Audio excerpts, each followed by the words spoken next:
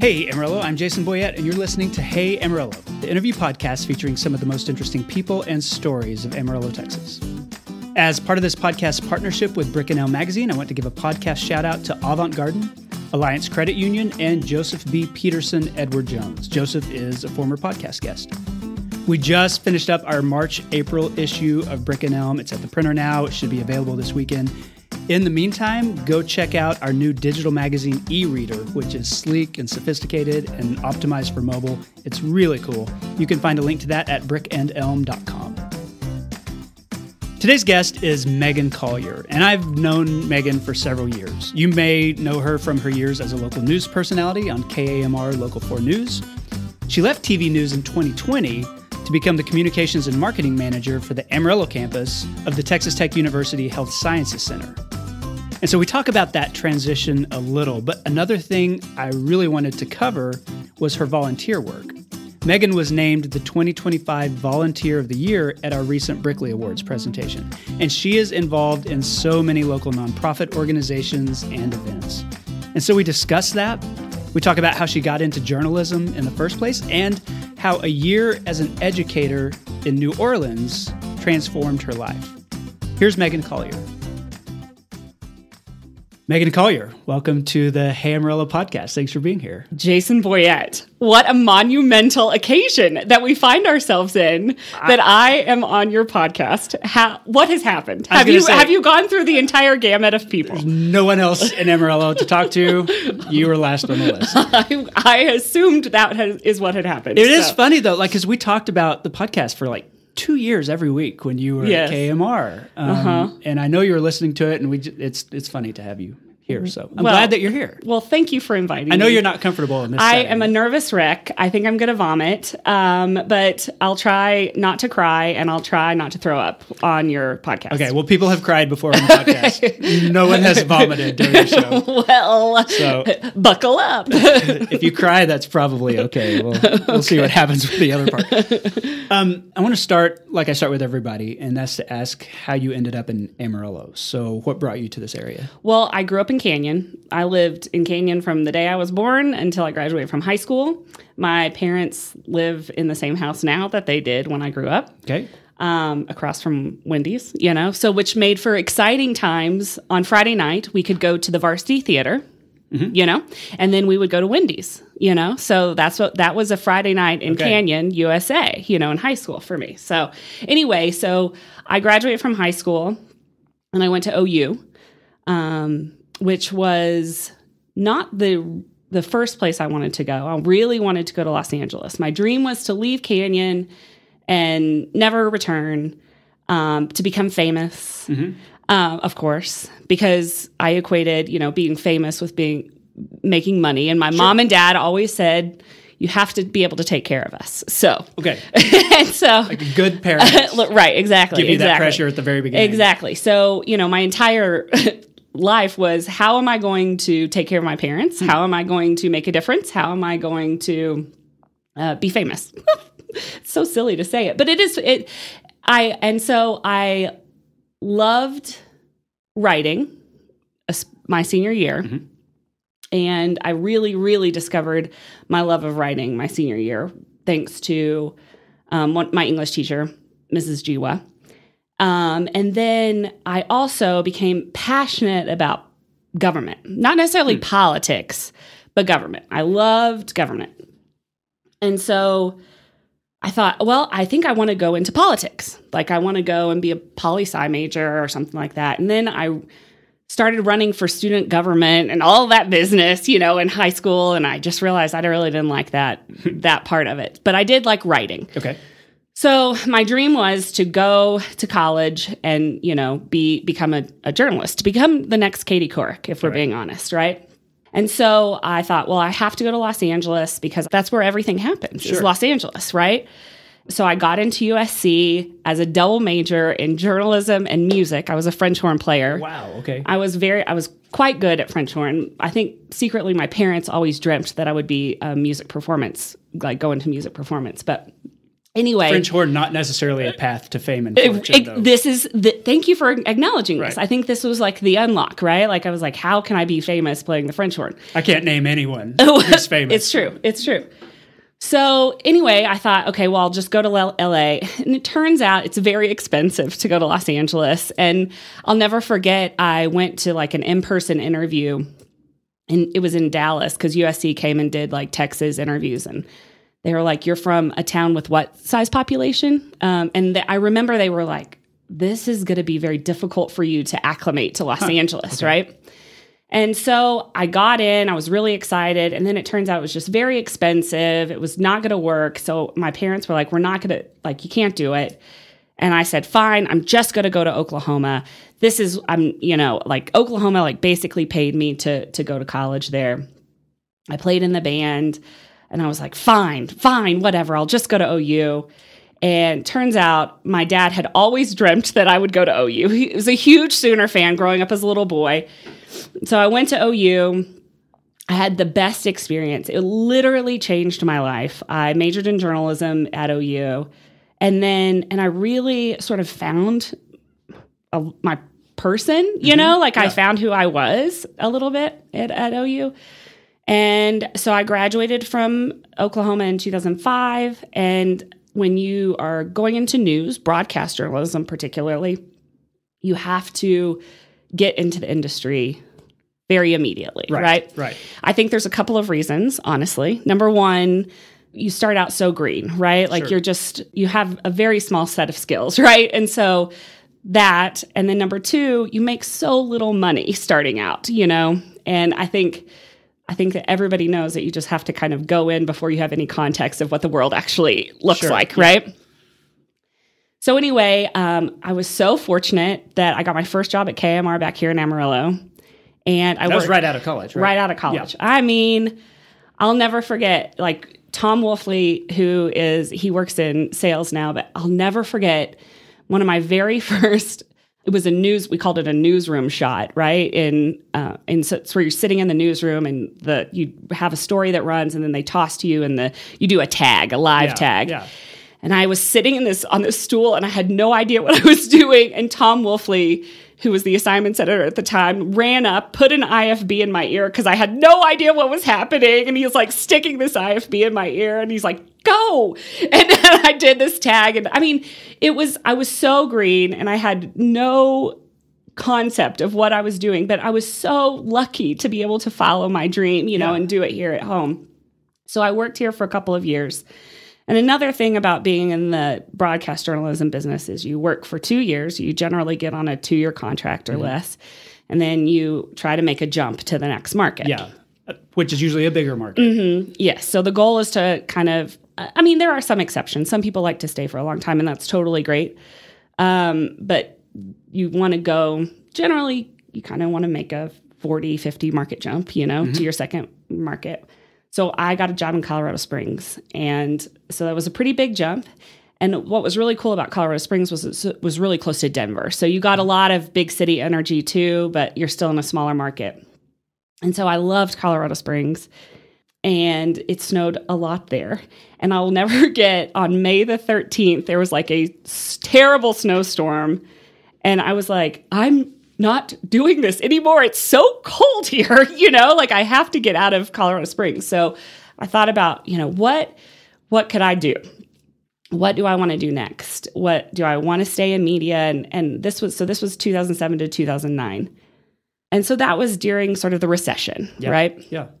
So it was hard to be in media during the recession because, and also it was the onset of social media, right? We still had MySpace back then, right? But Twitter was launching around 2007, 2008. Yeah. So media companies these larger conglomerates are now trying to decide, how are we going to tackle and navigate social media? At the meantime, people are just not spending as much on advertising. And so there were weeks where we would go to work and a person would lose his or her job every day. It was really volatile, I'm being a little exaggerative, but it was intense, right? There were seriously, a lot of people were losing their jobs, and I was lucky enough to keep mine, but it just was like this volatility that was crazy. And I remember it was the year Obama was elected, and I think it was his acceptance speech. I don't think it was the inauguration. It was one of the speeches. But he talked about how like community service was a key component to like how we can further society and how we can make a difference. And like, what are you doing to be of service to your community? Mm-hmm. And I remember watching the speech and I was just so moved by it. And I thought, am I doing that right now? Like, am I serving my community like I always hoped or thought I would? And I think that I knew I wasn't. You know, I was a morning show reporter, a live morning show reporter. So it was a lot of like goofiness and entertainment mixed in with, you know, breaking news live shots at 5 a.m. in the morning. Right. It's snowing outside. There was an overnight murder. You know, like it was like this very crazy mix. I went and now the chef will come in and show us how to make grilled cheese. Yes. It was like I had to be at work at 3 a.m. every day, or 3 or 4 in the morning every day. And I got off at noon. And, you know, it was just like crazy.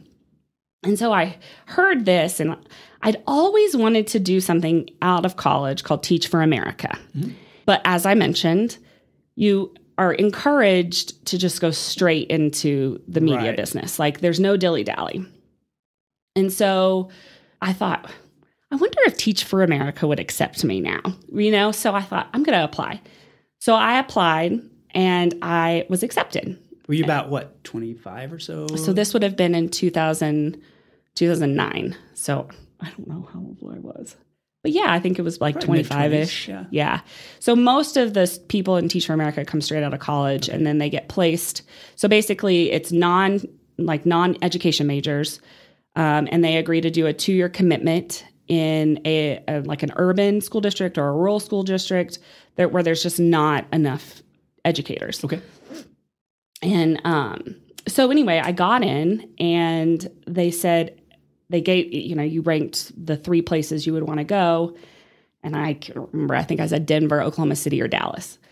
And they came back and they were like, well, how do you feel about New Orleans? And I was like, gosh, I don't know. I've never been to New Orleans. I don't know anything about New Orleans. The only thing I know about New Orleans was when the Hurricane Katrina folks were evacuated to Amarillo. I interviewed a lot of them when they were here. This was just a few years after Hurricane Katrina. Yeah. So this was so Katrina was what? 2005? Yeah, 2005. Was it? Okay. Yeah, because I was I remember being a very, very green reporter interviewing these people that were just being evacuated from New Orleans to Amarillo. So anyway, they said, you know, this is where you're going to go. So I said, okay. So I was certified to teach high school English. So what you do is you pack up your life and you go to a different, like a city. My training was in Phoenix or in Tempe, Arizona. So you go to Tempe in like May or June and you stay there for, I think 8 weeks, something like that. So I'm in Tempe, Arizona. It's 117 degrees. Like I'm not being hyperbolic. Like it was so hot. I'm learning how to be a teacher. At my school, I taught summer school to some high school kids that needed to go to finish their high school English credits to graduate or whatnot. And then you get placed in your actual placement. So then you pack everything up again and you move to your new home. So I got to New Orleans and I could not get a job. They had kind of overhired for everybody. They didn't have something waiting for you. No, that's sort of like, because it's very fluid, right? What teachers are coming back, like blah, blah, blah. So they did not have a specific place for me. So I got there and they were like, okay, if you can figure out how to be math or science certified, that'll be better. And I was like, she knows words. She doesn't know numbers. Like, and so I somehow managed to get certified in like gen ed, like 6, I don't know, some like junior high essentially, right? Like, and then I still couldn't get a job. And so then I started volunteering at a school, and it's what you call a transformation charter school. So what happens is the recovery school district in New Orleans, kind of after all the kids were evacuated from New Orleans after Katrina, everyone started to realize that there was a massive disparity in the education levels that were happening in Louisiana, specifically in like urban areas like New Orleans. That school district was taken over by the recovery school district, quote unquote. Okay. And so it was like this temporary sort of like agreement, like government. Like, was FEMA involved with no, that sort of thing? FEMA wasn't involved with that. It was local. It was like it within Louisiana, but basically they allowed different, we call them networks, to come in and open these charter schools. Or you could write a charter and you could take over one of these schools in the city that was fledgling, right? Wow, okay. And it turns out it was a good thing for the city of New Orleans, right? And essentially, the most I can liken it to is like a magnet school or something like that. Mm-hmm. So they would come in and they would write a charter for a science and math academy, or they would write a charter for like an arts academy, and so these different networks, charter networks would come in. There's like one called First Line. There's one called KIP. A lot of people have heard of KIP. Mm-hmm. And so they would come in and they would take over these underperforming schools and send them on a path to success. So I started volunteering at this one school. The original school was called Albert Wicker. And it was one of the worst schools in New Orleans. It was, if anybody's familiar with New Orleans, it was on Bienville, which is kind of in the Treme neighborhood. But it was a very, very tough school. These two guys wrote a charter, and one of them is still a very dear friend of mine, and he was a Teach for America alum. They wrote a charter to do basically a college prep, charter school. And so they called it a transformation charter school. So they would come in and exist both with Albert Wicker and then Success Preparatory Academy was what it was called. So the very beginning, the first year, it was K through 3 for Success, and then the rest was Albert Wicker still. And so each year they would take over another grade. Okay. Does that make sense? Yeah. Okay. So these guys were also like super green, right? Like this is their first year to have this charter school. So I started volunteering, and on my very first day, I walked into a classroom, and the teacher at the time, she said, "Okay, well, it's breakfast. Can you help me with breakfast?" And I said, "Sure. I'm an English teacher, but sure." Mm-hmm. And so she goes, "Here's a bucket. You need to go around and have the children pour their milk into the bucket." And so I walked around to each of these children, and they poured their Cheerio milk into the bucket, like a mop bucket. So that was my first task. And so then I was like, this is gross. This is so gross. The next task was they were going to art or music. It doesn't matter. So they lined up and they went out of the room. And I was sitting there just I have no idea what I'm doing, right? I'm sitting there and all of a sudden a mouse jumps out of a backpack. Wow. And I was like, this is crazy. I have to go tell somebody. So I went next door and I told the male teacher next door, I said, "Mr. Keltz, there's a mouse." And he goes, "Well, that's Josephine," or whatever. They had named the mouse. It was right. It was just part of the experience, right? This exists here. I spent the whole day there. And I think that the teacher, who turns out, Nicole, is now one of my very, very best friends. She saw that I was probably pretty good at classroom management specifically. Okay. And so she went to Neloy, who was the principal, and she said, "We got to get her back. Somehow we've got to find a job for her." Beyond just milk collection. Milk collection, yeah. Right. And so they said, "Okay, we need a special ed teacher." And I was like, oh my gosh, this is now my third test that I am about to take, right? And I don't know anything about special ed. So I studied because I wanted this job so bad. At this point, I'm desperate, right? But also I was just so delighted by the mission of the school. Mm-hmm.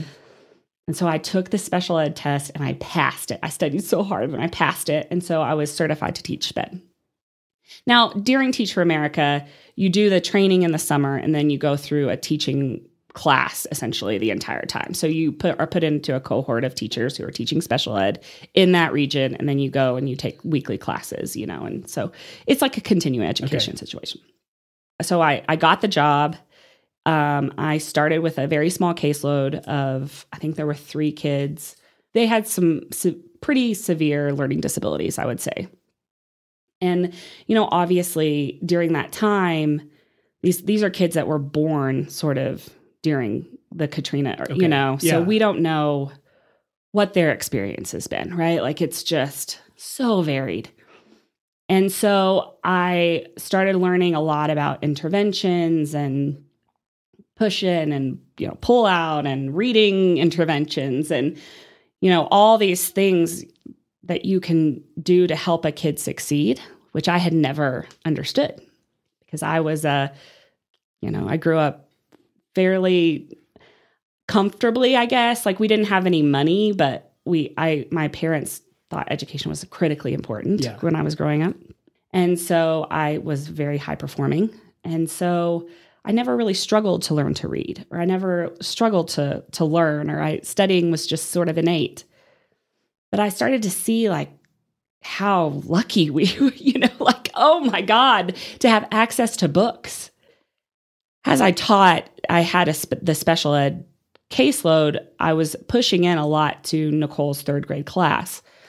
And because a couple of them were some of my kids. And then it just became more and more apparent that the reading gap, the literacy gap was massive in these third graders.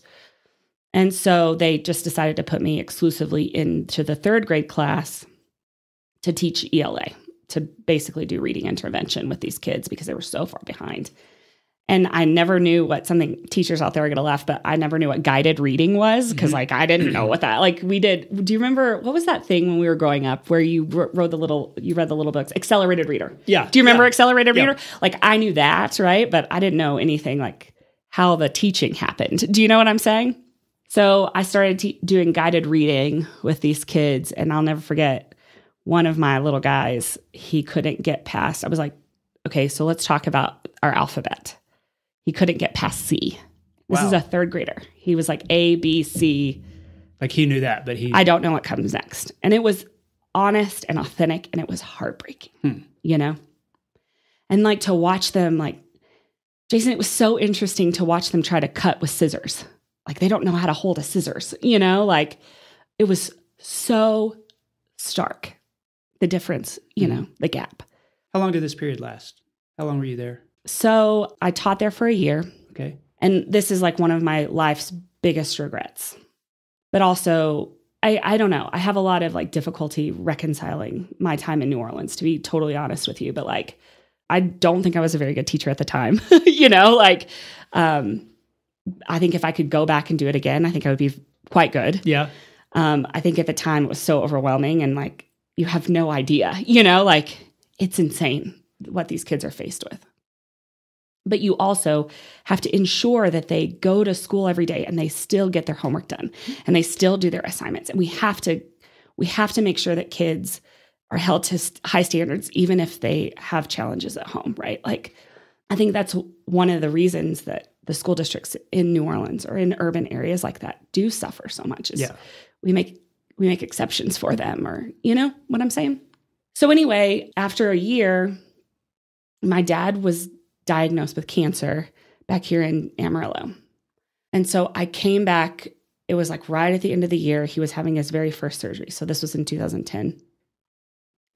And I came back home to be with him when he had the surgery, and it was kidney cancer. It was this really strange form of kidney cancer. So, but they thought, oh, it's easy, you just take out your kidney. So they did. And then he had another surgery that was not cancer related, shortly thereafter. So I was home for several weeks while Dad was, recovering. And I sort of felt this yearning to be back home with my family. I was also in, I think at the very least, we can call it an unhealthy relationship in New Orleans. It was certainly unsafe. And so I went back to New Orleans sort of at the end of June. And I realized at that point that I needed to leave. And I needed to be home with my family. So my friend Faith Miller at the time, if you'll remember, Faith Miller was a main anchor at KAMR. She was like, Meaghan, we're going to start this new show. It's called Studio 4. We're looking for a producer. Would you be interested? And at this point, I was like, I think I need to, when you have distance from something, you're able to find context. So I said, I think I need to get home. So I did. I went back to New Orleans. I packed up everything I could and with my dog Miles, and we left. And I came back and I took a job at KAMR. We started this new show called Studio 4. It was right when Oprah left the industry. So all these markets across the country were looking for something to fill that time slot. So something that's not a hard news kind of show that's a little bit softer. And so they were there was this idea. So Austin had a really successful program. And so we sort of we're trying to replicate, a lot of markets across the country, we're trying to replicate, this lifestyle, this half-hour lifestyle programming. So anyway, I came back and that's what I did. And I've never forgiven myself for not finishing my 2-year commitment in New Orleans. People will know you for the media side here. And you did that, and then you took that year break in New Orleans, and then you came back and did the media thing.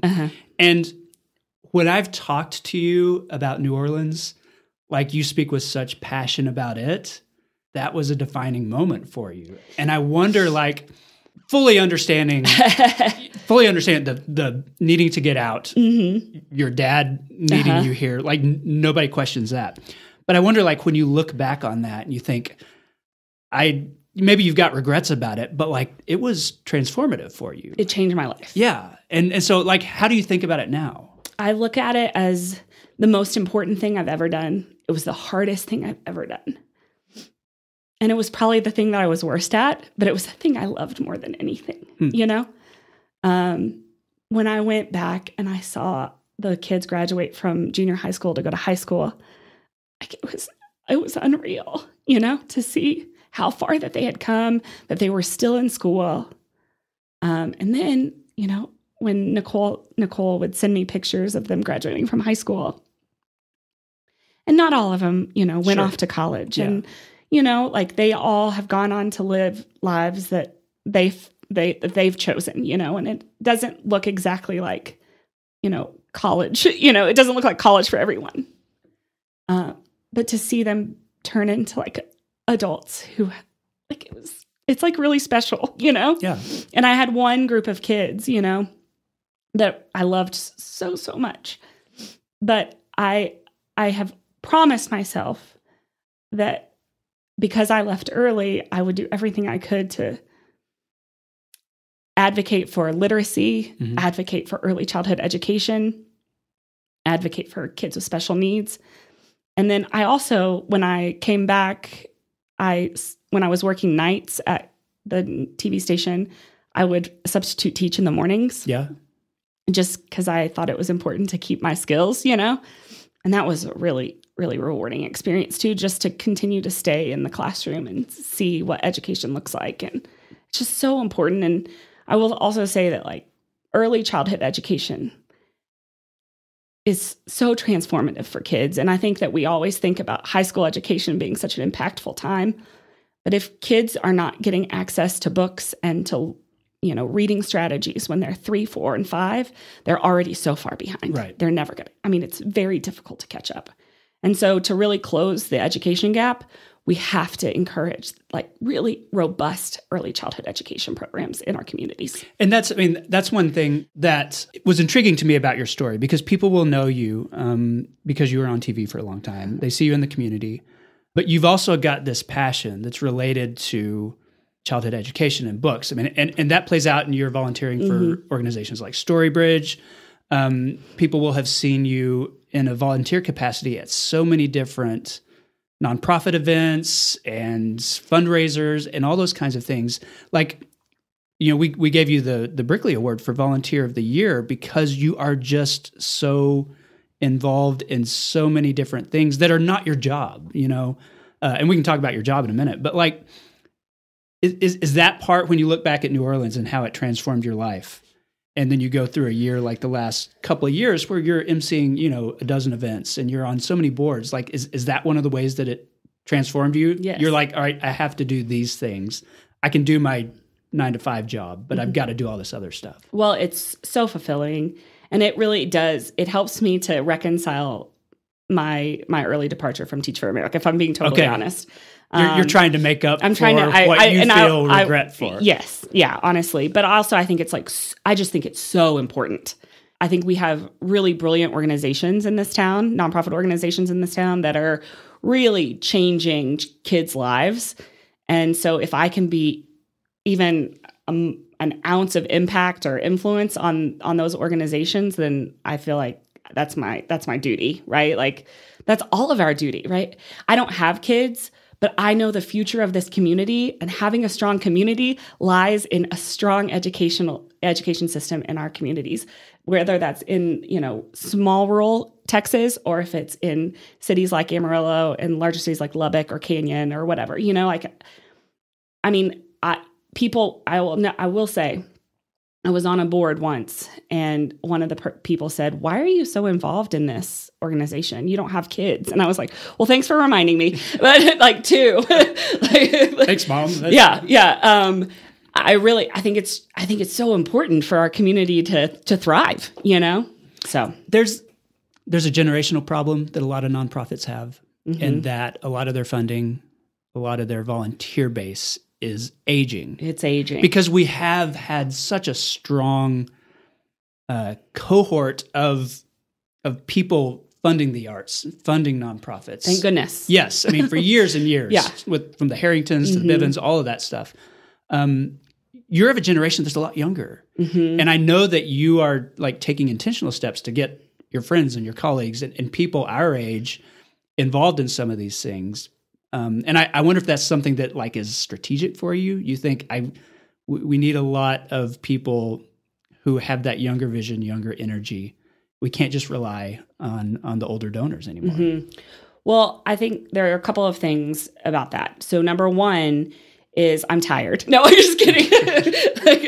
You need help? Yeah. No, I'm just kidding. But a lot of us are tired, right? And so we sustainably cannot continue to do the work forever. But number two, these organizations, these nonprofit organizations, and this is something I'm so passionate about, these do not belong to individuals. These belong to our community. They do not belong to the executive director or the board president or the founder, even the founder of the organization, right? Like they belong to the community, and it's important if we want these services to continue and we want these services to continue to evolve and to be mechanisms of growth for our town, then we need a lot of different viewpoints and input and, volunteers and engagement. Like in order to continue to serve, we have to engage a larger group of people. Right. And so yeah, it's like, maybe it's a little strategic on both of those accounts, right? Like, we desperately need to continue the idea of service in our community from my generation and the generation following. I think philanthropy is experiencing a bit of a giving gap right now, just across the country. I think there's some fear in nonprofit fundraising and leadership across the country that what are we going to do in the next 10, 15 years just because, or how do we engage with this next generation of givers? And so I think maybe just continuing that conversation, having an open dialogue with a younger generation is important. It's not, giving is not going to look like, and giving of time is certainly, after COVID, the time commitment thing is insane in nonprofits, but it's going to continue to change, right? Okay. And so if we care about the community, we have to continue giving our time and giving of our resources. I want to ask one more question.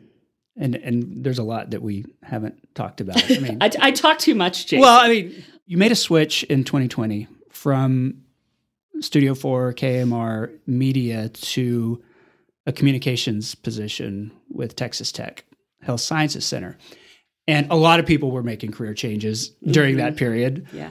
So that's not news. But I wonder, like, for someone like you who had been in the business for so long, to get on the other side of that, if that was hard, if that was a positive change for you, or if that was like a challenge to kind of make that switch. Look, people who are on TV like to be on TV. I'm just telling you. Like, anybody who says they don't is not telling you the whole truth, right? Like, there's a little bit of ego in broadcast news, right?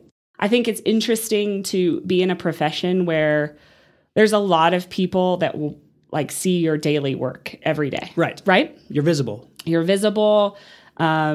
work every single day has an audience. You don't have that in all jobs, right? So it's a bit of a transition, but I'll tell you, so at Christmas of 2019, my dad, his cancer came back, and it came back with a gusto. It was awful. And I was sitting at BSA, and I was just so devastated. Like, how am I going to help? How am I going to fix? I'm not a doctor. Yeah. I'm not a scientist. I'm not a pharmacist. I don't know how to do research, biomedical research, like, what am I going to do to help? And somebody walked by with a T2HSC coat, like his doctor's coat on. And I thought, I didn't even really, I've been involved in the Laura W. Bush Institute for a long time, but I didn't even really think about what T2HSC does in Amarillo. People don't. I mean, they know it, but like place it within the medical community, like it's hard. Mm-hmm. And I thought, I wonder if there's something I could do with them. And I think it was an interesting thing. It coincided with, again, sort of another shift in media and media consumption, and how people interacted and engaged with local media. By the way, I just want to say, I think local media is the most critically important part of an informed society. And I will go to my grave saying how important it is to have a really strong and healthy local media presence in a city. Okay. Agreed. But I will say that as media trends change and ownership changes and all of that happens, it becomes harder and harder to do the job the way you want to do it. Right? So that was happening. It also was coming at a time where I was like, I'm not having as much fun as I used to. And then also I was tired of people having a constant ability to weigh in on the way I looked. Anyway, so, all of these things at the same time sort of caused me to want a change. Yeah.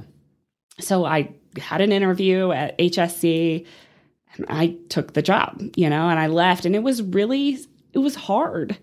It was hard to leave something I loved. I love storytelling. I love it so much. And I love being able to take somebody who doesn't think that they have a story and tell a story compellingly. Because everybody has a story, right? This is coming from somebody who told me that they were going to be a boring podcast guest, but I'll leave that aside. I'm still sick and shaking, by the way. Anyway, so yeah, it was really hard. It was hard, but I knew it was the right time. I knew it was right. It was time to go. Was it a good change for you? It was a really, really, really wonderful change for me. People always ask me if I miss it, and I do miss.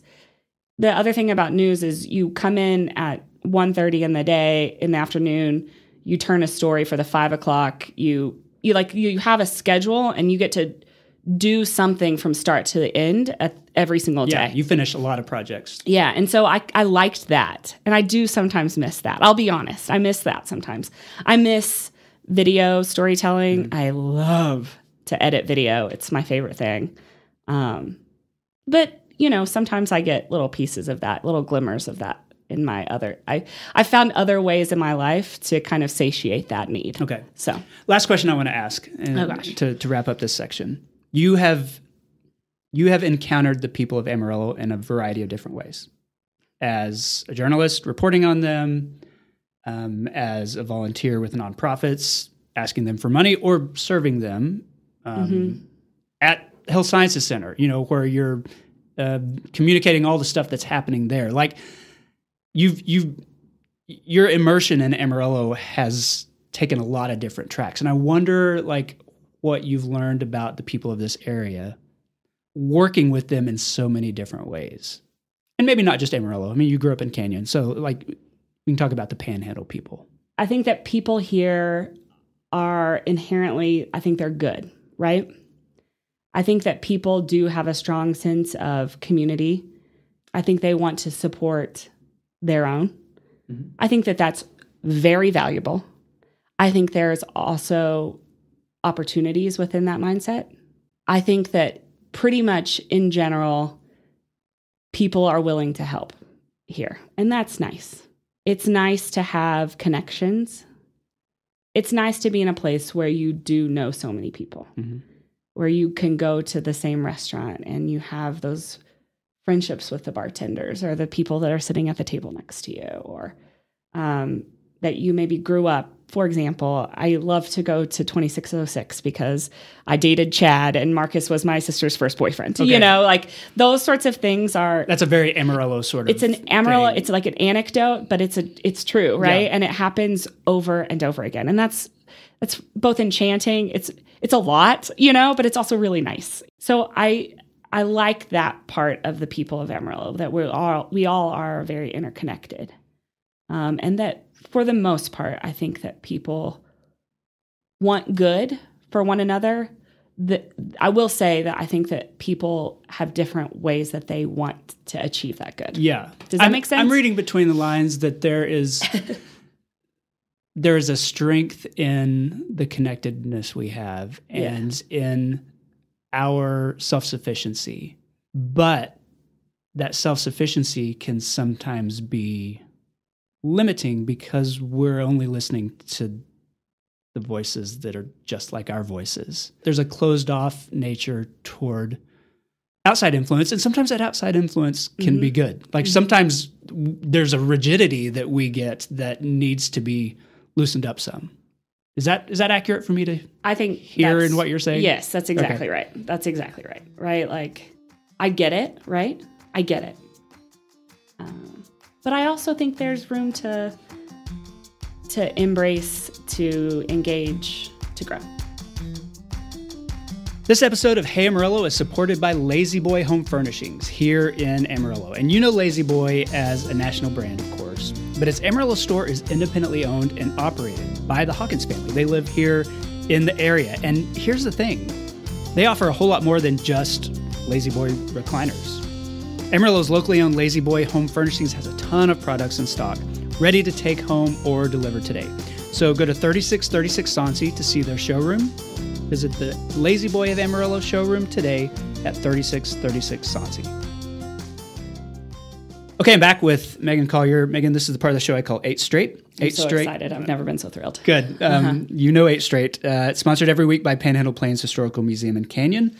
It's the largest history museum in Texas, and its collection includes a red, white, and blue original star windmill, which was one of the most popular windmill brands on the Great Plains in the late 19th century. I grew up across the street from the museum. That's right. Yeah. So you were right there. I saw it all the time. When you weren't going to Wendy's, you were going to the museum. to the museum.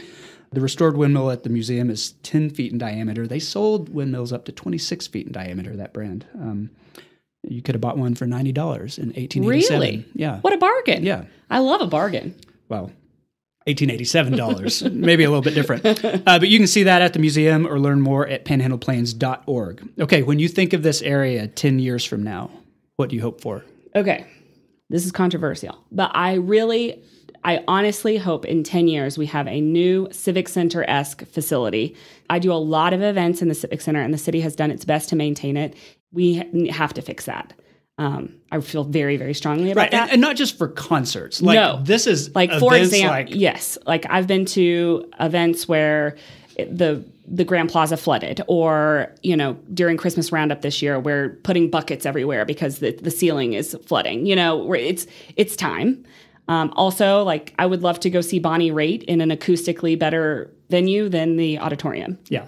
No shade, but, like, it would be really great. You know, so I feel very, very passionately that we need to do something on that front. Full agree from this side. Other than wind, what does this area have too much of? Okay, so Cody and I were talking about this. He said potholes, and I said, I've lived in New Orleans. You don't know potholes until you've lived in New Orleans. We always have potholes after a snow event. Like, we're in that pothole season because we had 10 inches of snow. Yes, exactly. I think maybe there's too many cliques and, like, old boys, old girls clubs, you know? I think that it would be really great if we could stop the gatekeeping. Okay. On a lot of different things. I have heard conversations like that. I'm a white guy, so there's less gatekeeping for me. Mm-hmm.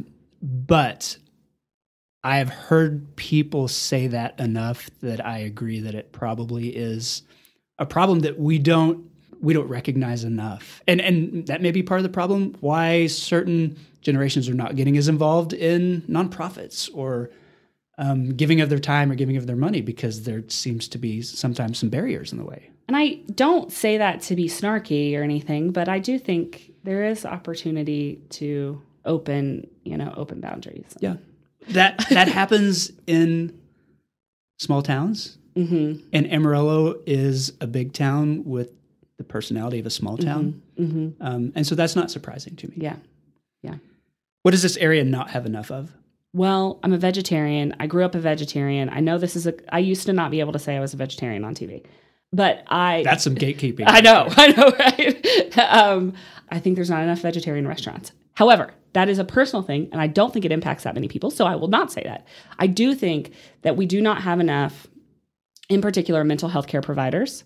That is a massive need. I think it is on our radar now, but as a person who has gone through significant amounts of therapy, I see the value in taking care of your mental health, I think it's so important, and the problem is we don't have enough access. And I think that T2HSC is working to increase access, particularly for kids, like through TChat and things like that. But I think that there's still such an opportunity to bring more mental health care providers to the region, but also just in general, I worry sometimes about the aging healthcare providers in our region, and I worry about how we're going to replace all those and how we're going to be able to care for our aging population, but a growing population too. Right. Okay. What's your favorite local neighborhood? So I have two. I love Wolfland. I think I love the idea of being able to walk everywhere. I like the brick streets, especially like it at Christmas. But my favorite neighborhood in Amarillo is like downtown Amarillo on a Sod Poodles game day. Okay. Where there are tons of people downtown. They're walking. I really love walkable cities, right? Because I loved New Orleans. There are parts of Colorado Springs that are very walkable. I like to be able to, go to do something and see people congregating in a space who are not traditionally congregating together. I think that's awesome, and it gets me really fired up to see people downtown and like walking and parking. It feels like a real city. And like going and maybe grabbing a drink and then going to the game, or grabbing dinner and then going to the game, or, vice versa. I think that is so awesome. And it's so fun. There's like an OU football game, like you're walking. So I love that. Okay. What's your favorite local restaurant? OHMS. Right. I love it. No hesitation on that one. Nope. Painfully consistent. My goodness. Like the broccoli. How do we live without the broccoli in our life? Also worth noting, they're the only ones in town that have just a fruit and cheese plate and not like a charcuterie board. So I get to eat everything on it. Okay. So there you go. Okay. What's your favorite local nonprofit? Oh, so I thought about this because you give us these questions. Yeah, I give you these questions. Sometimes I say other than your own, what's your favorite nonprofit? But like if I said that to you, we would have to knock like 15 off the list. I cannot say, I cannot choose my favorite nonprofit because I love them all. But I mean, I will tell you that I'm on the board for Storybridge, for Opportunity School, for Turn Center, for the Lord W. Bush Institute, for Women's Circle at Harrington Cancer and Health Foundation, for the Heart Gallery of the Panhandle Plains, and for the Amarillo Museum of Art. And I am passionate about all of those organizations, and I love them so much. And if you want to know anything more about them, I would be so delighted to tell you more. So is that an okay answer? I'm sorry. Volunteer of the Year. I'm sorry, I can't. No, I that's why I asked it, because I just wanted to see how you handle that one. What's the most underrated aspect of living here? Okay, this is easy for me. So I think Amarillo is great because if you do want to get away, it's super easy to travel out of Amarillo. And then we tell all of our students that are coming to like go to med school or pharmacy school or PT school or nursing school here that it's a very centrally located place, and you can quickly go, somewhere. You can go to the Caribbean, or you can go to California, you could go to the mountains, or you could be in the mountains by noon or dinner tonight. Yeah, and so I mean it's so easy to get around in Amarillo. The traffic it takes me 8 minutes, sometimes more, depending on what construction is happening. But it takes me 8 minutes to get anywhere in town. And then if you want to go somewhere bigger or go experience somewhere else, you can. It's easy. Okay. When was the last time you visited Paladura Canyon? I went to Paladura Canyon last New Year's Day. My friend Michelle loves to go hiking in Paladura Canyon, and she was doing like the New Year's Day hike, and she made me go with her. We said that we were going to start doing it like repeatedly, and I did not. But I think it's lovely. I love Paladura Canyon. What are the crowds like on New Year's Day? It was quiet. Pretty empty? Pretty empty, to be honest. Okay. Well, now you know. That's the time to avoid all the crowds. That concludes the 8 straight questions. Meaghan, I like to close, as you know, by asking my guests to endorse something. So what's one thing you would like listeners to know about or to experience? Okay. I have to tell you, I'm going to be like a company gal right now. I would like to endorse Texas Tech University Health Sciences Center. I think that for so many people in this region, if you are receiving healthcare, you are being impacted by a doctor, pharmacist, nurse, or a PT provider who has gotten their education at Texas Tech University Health Sciences Center. Not only are we providing excellent and essential education, but we are bringing in faculty members to provide expert-driven care at our clinics, at our hospitals, and throughout the region. And so I think when we talk about sustainability and creating a pipeline of providers to the region, this is the best way to do it. Yeah. We have residency programs here in Amarillo, and without them, we wouldn't be getting new pediatricians. And we're going to start a general surgery residency in the next couple of years. And that's really in response to an aging, workforce of surgeons, so that we need to start fulfilling those openings and creating more opportunities for healthcare providers in the region. And I think that we're doing that. And I'm just so passionate about the research that's happening in our region right here in Amarillo. And it's really cool to see what's happening and the synergy that's happening between the Texas Tech University School of Veterinary Medicine and T2HSC. We are 2 separate entities, but a lot of our researchers are working together. Because as we know, animal health and human health go hand in hand. Yeah. And so we're able to learn a lot from one another. And I think that the future of research in this region is really strong. And I think that as long as we continue to encourage people to come and get their educations here, then we're going to be able to retain them. It's a great recruitment tool to get once they're in Amarillo, they tend to stay a lot of times. And so I feel really passionate about the work that we get to do over on South Coulter. It's in Amarillo, by the way. Did you know that? It's right here. Okay, Meaghan Collier, thank you so much for being on the podcast. You survived Jace. it. I don't know. I'm gonna go pass out now. You go to therapy and talk all about it. True. And that concludes the episode. Thanks to Meaghan for the interview. You can learn more about her employer, Texas Tech University Health Sciences Center, at ttuhsc.edu. Thanks to Lazy Boy Home Furnishings and Panhandle Plains Historical Museum for supporting the podcast, and to Angelina Marie for editing every week. And thank you for listening. Hey Amarillo exists on a weekly basis because of listeners like you and the local people who support it financially through patreon.com/HeyAmarillo. Hey Amarillo's executive producers include Josh Wood, Patrick Burns, Barbara and Jim Witten, Jason Burr, Katie Linger, Wes Reeves, Corey Burns, and Cindy Graham. This has been episode 393. My name is Jason Boyett, and I'll see you next week.